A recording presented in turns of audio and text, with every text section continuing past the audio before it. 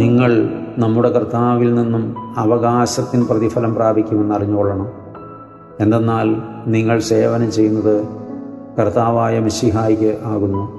കൊലോസ്യ ലേഖനം 3-ാം 24-ാമത്തെ തിരുവചനം. കൊലോസ്യ സഭയ്ക്ക് പൗലോസ് ശ്ലീഹ എഴുതുന്നത് നമ്മൾക്ക് വേണ്ടിയും കൂടെ എഴുതിയിട്ടുള്ളതാണ്.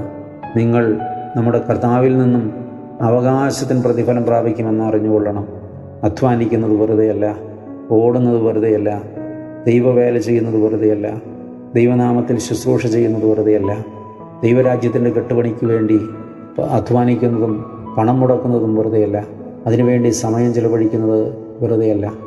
ഓർക്കുക, എല്ലാറ്റിനും നമ്മുടെ കർത്താവ് പ്രതിഫലം കരുതി വച്ചിട്ടുണ്ട്. നിങ്ങൾ സേവനം ചെയ്യുന്നത് കർത്താവിനാകുന്നുവെങ്കിൽ ഉറപ്പ് പ്രതിഫലമുണ്ട്, നിരാശരാകേണ്ടി വരികയില്ല. ഇന്ന്